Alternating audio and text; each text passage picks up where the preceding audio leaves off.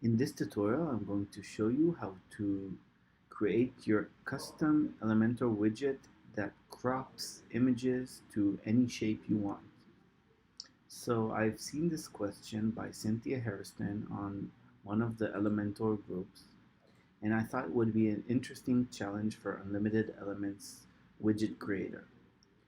And the first thing I did is I searched on Google for a service called Clippy. Clippy is by Bennett Feely, and he has an option to select all sorts of interesting shapes that he crops them by CSS. You can also move the anchor points to customize your shape, but I found over here the right and left point which fit exactly the question by Cynthia. So I'm going to use this one. And over here, he lets you also change the width of this to see how it looks in different kind of widths. Of course, this is going to be responsive, so this is just an example of this specific width. Great. So the CSS for this is over down here. I'm going to copy that. And the next thing I'm going to do is I'm going into a service called CodePen. Whoever saw previous tutorials sees me using this a lot. I just like this editor since I can see everything live, it's saved, you can fork stuff. It's very comfortable. I'm going to open a new div and give that an ID. I'm gonna call it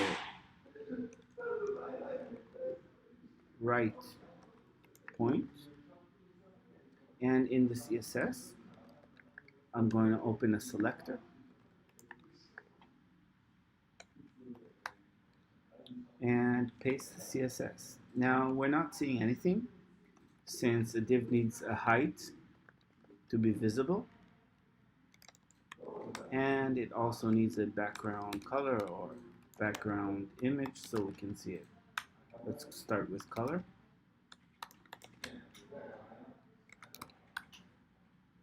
Great, so this is our shape. I'm gonna add a background image.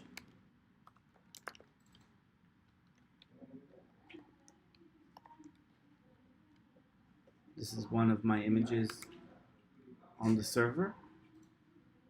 Of course, this is going to be editable in the Elementor widget. Next thing I'm going to do is background repeat, no repeat, and background size cover, and background position center. So this way any image anyone uploads will be centered and covering the whole image, no matter what width the image is, since we want this to be responsive. Let's just give this a name so we don't lose it if we need it for later, and save. Great.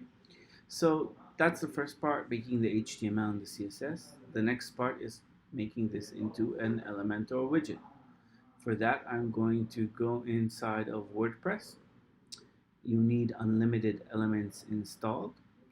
And inside of unlimited elements, we click add widget. I'm going to call this right point image right point image and add widget.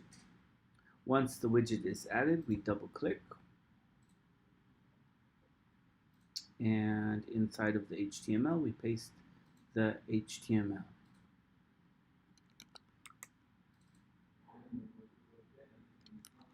Great. Next thing is pasting the CSS. Perfect. And let's just save that before we continue. Great. And we need to replace this ID with a dynamic ID. So I'm gonna copy the ID, replace that, save, and in the CSS I'm also going to replace that. Great. Next thing, I'm going to take this image. I'm going to save it. I'm going to call it default image. And in attributes, we're going to create a new attribute called image. Select the attribute image field and add it. Great, we've added that. The next thing we need to do is replace it in the CSS. We've replaced it. Now it's dynamic. Anything a user selects will be the URL. Next thing I'm going to do is create a folder.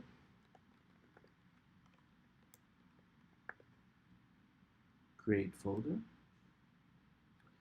Enter inside of the folder and click set to set the folder as the asset path for this widget. Over here we're going to click upload and let's upload our default image. We do need to go back into attributes, open this up, and now we can select a default image. Great. So we've got everything set up. I'm just going to click save. And we want to test this in pages. Add new.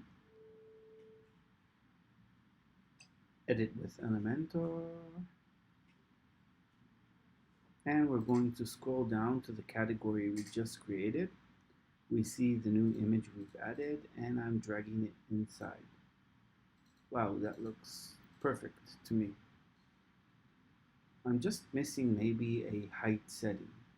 Let's just check if we replace an image, if it looks good. Yeah, this is looking good. Select another image. Great. Now, to quickly go back to the framework for editing the HTML and adding attributes, we've added a button over here. It's a quick button. You click on that and it opens the HTML tab. And over here I want to go into attributes, add an attribute that's called height. This is going to be a number field and the default is going to be 400. We do not need a suffix. And in the CSS I'm going to replace the static height with a dynamic height that the user can determine. Save that. Save the page we are on. Refresh. Click the image. And now we can see the new attribute that we've just added. Let's edit to test. And this is working perfectly. You can also use the up and down keys since this is a number attribute. So that was just a quick challenge I took on myself. I think it was interesting.